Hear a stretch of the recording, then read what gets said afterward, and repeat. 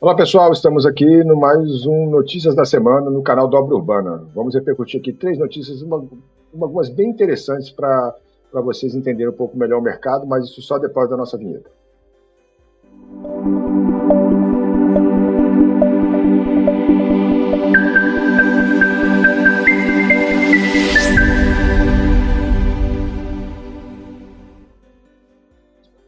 E aí, Fabrício, como é que você está, cara? Bom dia, Claudino. Tudo bem contigo, cara? Beleza. Vamos nós. Eu vou já trazer uma notícia aqui na tela que eu quero ouvir seu comentário. Vamos falar um pouco sobre o porquê a reforma tributária pode gerar uma nova demanda para os fundos de investimento imobiliário. Primeiro, Exato. explica para a gente aí o que é um fundo de investimento imobiliário, se uma pessoa comum pode investir ou só grandes corporações, e depois por que realmente a reforma tributária acaba impactando nele. Vou tentar dar um breve resumo aqui para não estender muito, mas o fundo de investimento imobiliário, na prática, é uma estrutura onde é uma estrutura que fica dona de um imóvel que gera uma receita e você pode quebrar essa estrutura em vários pedaços, em cotas, e essas cotas recebem dividendos, né? O lucro da operação. Então, você pode ter lá vários imóveis dentro desse fundo e cada um tem um pedaço, tem uma cota, e a distribuição, o lucro desses aluguéis de vários imóveis acaba ficando rateado entre os cotistas, tá? Isso é uma estrutura já antiga e é, ela tem uma questão de isenção do IR. E aí que começa a entrar nesse debate, né? Os especialistas estão entendendo que isso pode gerar, a reforma tributária pode gerar um aumento de fundos de investimento imobiliário. Tudo na ideia da estratégia contábil tributária, né? Faz sentido, pô, vou ter que pagar IBS, CBS, dependendo do valor do aluguel, vou ter que entrar em novos tributos, vai ficar menos eficiente ali as minhas locações. Então, de acordo com com alguns especialistas de advocacia e etc., tributaristas estão achando que pode haver um aumento dos fundos imobiliários. Isso, detalhe que isso vale para a pessoa física, né? Locação pessoa física, porque a locação pessoa jurídica já vai automaticamente pagar alguns tributos. Então, vamos supor um fundo que tem 50 apartamentos, todos alugados para pessoa física. Isso pode fazer sentido pegar esses 50 apartamentos, colocar numa estrutura e quebrar isso dentro de um fundo imobiliário. Particularmente, eu acho que isso não deve muito para frente, porque a gente está falando de uma reforma tributária, que ao longo do tempo ela vai evoluindo legalmente, né? Ela vai evoluindo, vai criando novas leis, leis complementares, assim como foi a emenda constitucional, depois veio a lei complementar, deve vir outros textos, assim como está vindo agora esse projeto de lei para falar um pouco sobre isso. E provavelmente esses fundos que você pode criar também tem suas limitações para poder ter a isenção do IR, como, por exemplo, ter pelo menos 100 cotistas. Então, assim, se vamos supor que é da sua família, você vai precisar de pulverizar esse seu fundo da família em vários cotistas. Você pode até colocar eles bem pequenininhos, mas você vai ter que pulverizar isso. Tem que ser negociado em bolsa, mercado aberto, e nenhuma pessoa física pode ter mais de 20% das cotas. Então, eu acredito que são limitações que vão frear esse ímpeto por jogar todo o patrimônio dentro de um fundo imobiliário para ter uma inteligência tributária, né? Para ter essa estratégia funcionando. Não acredito que vai evoluir muito, mas é um ponto que vale ficar esperto aí, acompanhar como que o pessoal vai, uma vez que a lei vem, como que o pessoal se desdobra para poder saber jogar da melhor forma o jogo que está sendo proposto, né?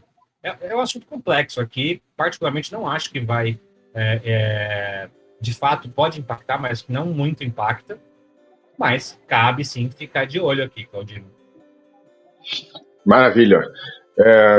Talvez seja o caso, a gente vai chamar outros especialistas aqui, né, colegas nossos de mercado, para aprofundar esse Sim, tema num espaço maior nos nossos outros quadros. Mas vamos agora sim, comentar sobre um assunto que eu acabo volta e meia revisitando, porque é um assunto que não é esgotável, né? Até porque ele muda de geração para geração. Então, o que a gente chamava sim. de jovem antigamente me incluía. Hoje a gente está falando de outras pessoas, longe de mim, ser mais jovem do que eu, mas eles interferem nos modelos de moradia, né? Então, a forma como Sim. a gente morava tinha a ver com preferências, mas também com capacidade econômica. E saíram uma série de reportagens que inclusive foram clipadas aí pelo portas.com, falando sobre outros tipos de moradia, como a tiny house ou flex living, e também tem co-housing, co-living. Primeiro eu vou falar da onde vieram essas formas alternativas, né? Aí a gente vai falar um pouco sobre crença, que tem algum embasamento, sim, né? Mas a gente não tem a total certeza, né? Fenômenos sociais dessa magnitude é difícil você metrificar e garantir qual foi exatamente o nexo causal, né? Exatamente o que causou, em que proporção causou para isso acontecer. A gente sabe que antigamente existia, aí é uma questão cultural, a ideia, presente no Brasil, né? A ideia de ter onde cair morto.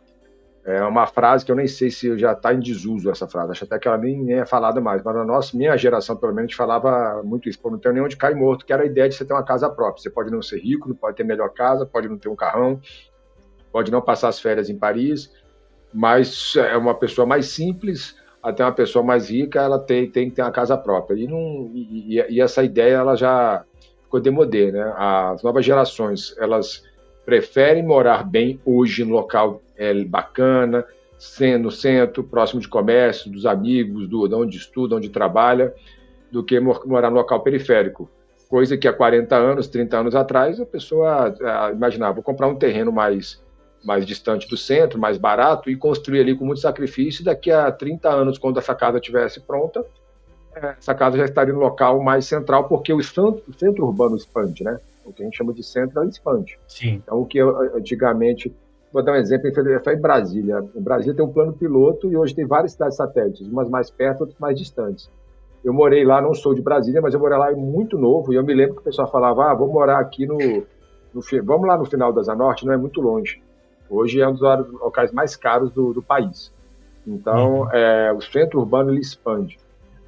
Por outro lado, se a gente acompanhar aqui a taxa a inflação, né, os índices de inflação por exemplo, o IPCA acumulou 5,32% em 12 meses até maio de 2025. Já o imóvel, que na lógica própria, né, o IGMIR, né, um outro índice, registrou 11,36% no mesmo período. Se você considerar 2019 a 2024, você falou que o preço de imóveis subiram até quase 26%, 25,8%, enquanto os salários aumentaram 10,18%. Então, eu trouxe aqui alguns dados para mostrar que a gente pauta muito a ideia de inflação como a roupa que você compra, onde você vai estudar, o carro que você vai pegar, o que você come, principalmente, dentro e fora de casa. E quando você vai comparar o aumento dos salários e a inflação das cestas, como IPCA, você vai ver que morar de aluguel e principalmente comprar imóveis ficou muito mais caro. Então, o paradigma econômico também mudou. Então, essas novas gerações, elas, além dessa questão, um componente cultural, de preferir morar bem no hoje, e por que eu estou falando isso, Fá? Como uma última conta aqui, se você paga R$3.000 para morar numa kit em São Paulo, você não vai morar mal. Você tem alguns lugares aí que você instala um estúdio legal com 3 mil, mas é 3 mil para morar numa kit. Ok. Essas famílias estão sendo construídas com mais tempo, né? O cara com 25 anos já tinha filho, hoje com 35 não tem. O problema ele prefere morar de aluguel no R$3.000, porque se ele for comprar esse mesmo estúdio, ele provavelmente vai ter que pagar R$9.000 de prestação, o triplo, se ele for financiar uns 70%. Óbvio que eu estou falando dados grandes estimados aqui. Mas, em média, é isso. O que você paga de aluguel para morar bem em São Paulo, você tem que pagar o triplo, que você provavelmente não vai ter esse dinheiro, para morar no mesmo imóvel pagando a prestação. E aí, morar bem periférico ou morar bem hoje? O jovem está preferindo morar bem hoje. E aí surgiram essas formas alternativas. Co-living, co-housing, você morar com outras pessoas, dividir espaços de convivência em comum, que acaba diminuindo o custo de moradia também, e você acaba morando com pessoas que têm a mesma cultura e afinidade de ideias geracionais. Tentei resumir aí 3 notícias que saíram sobre essa temática aí do jovem querendo adquirir. Você abriu dizendo, e isso se confirma, o jovem, quase 45%, segundo essa notícia, quer comprar um imóvel próprio, mas querer não é poder. Eu acho que é importante que é uma questão geracional, que me parece isso, né, da preferência, e tudo isso está conectado, né? Esse boom de estúdios em São Paulo também está ligado a isso, né? Eu brinco, o pessoal fala, é muito estúdio, mas eu acho que oferta e demanda estão correlacionados, né? Estamos falando de muito estúdio sendo lançado, porque existe também um apetite do mercado. E boa parte desse apetite no mercado é o jovem que sai de casa hoje com 20 anos, 22, 25, 24 anos, e não tem condição de comprar um grande imóvel e não quer, nos grandes centros, né, nos melhores bairros, e não quer também se afastar. Então, ele acaba tendo que fazer um balanceamento entre o custo desse imóvel, né? Ele fala que de reduzir custo de vida, principalmente nessas casas bem pequenas ou casas compartilhadas, né, co-living, etc. Ele coloca isso à frente. Então, é comportamental, cara. Eu acho que é interessante a gente ir acompanhando esse movimento, porque é o que vai ditar e provavelmente as novas tendências aqui do nosso mercado, e para os nossos ouvintes também ficar atentos a esse tipo de notícia. Eu sempre que tiver alguma novidade, alguma nova visão, algum novo estudo, a gente vai trazer aqui para a gente poder comentar, certo, Claudino? Perfeito. E agora vamos para a nossa última notícia aqui, para o fato também repercutir, a compra de imóvel e como escolher entre apartamento, casa ou terreno. Essa notícia eu não li, queria ouvir bem agora seu comentário, o resumo da notícia, sua opinião, Fá. Sim. Aqui é um estudo, um jornalista aqui da UBU, se eu não me engano, dá os créditos, né? Hugo Passarelli. Ele fez aqui um resumo das pessoas que estão em dúvida sobre o comprar, que tipo de imóvel comprar, como se fosse um guia, um resumo. Isso é até uma coisa que eu dou na minha mentoria. Muita gente me procura nesse momento, né? Ah, quero investir, quero comprar um apartamento próprio. Me procura, acabo dando essa mentoria particular. Ele traz uma lista, assim, dos critérios, porque é algo muito complexo.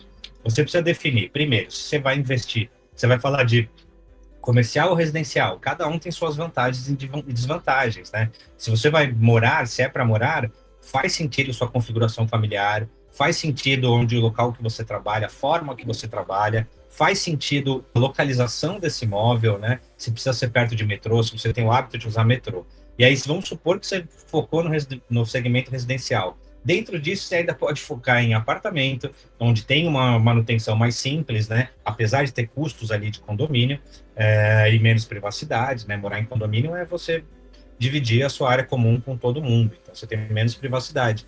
E aí, dentro de apartamento ainda, você pode comprar na planta ou usado, que aí também são investimentos com tipos diferentes. Ou se fala, não quero apartamento, não quero pagar condomínio, eu quero ter a minha privacidade. Ok, você pode ir para casa, onde você vai ter privacidade, você vai ter uma área externa, mas ao mesmo tempo você pode ter uma sensação menor de segurança, se não for uma casa em condomínio, né? Se for uma casa virada para a rua, fora custo de manutenção, né?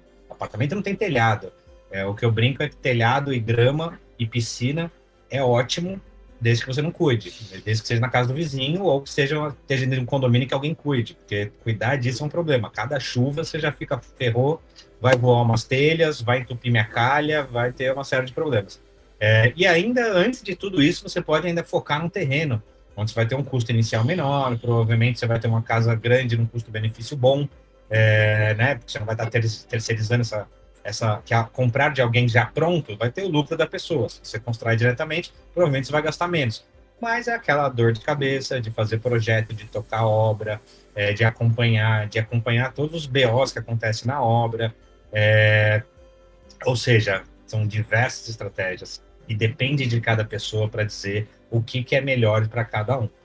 Então, assim, eu deixo aqui um convite, se alguém quiser, pode me procurar, a gente pode bater um papo mais aprofundado sobre isso, porque, de fato, é complexo. E aí, acho que, apesar de ser superficial, assim, uma rápida crítica, assim, à matéria, mas pelo menos trouxe aqui os pontos que tem que ser levado em conta na hora de tomar essa decisão de para onde investir no caso de investimento imobiliário, né? O que, claro, é a nossa paixão e a gente adora falar a respeito, né, Claudino?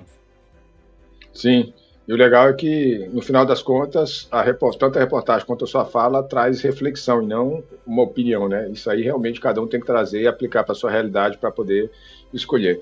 Muito bacana, claro. Esse foi aí o nosso Notícias da Semana, 5 de dezembro. Obrigado aí, Fá, pela companhia mais uma vez. A gente vai se vendo por aí, pessoal. Até a próxima. Um abraço. Eu que agradeço. Valeu, pessoal.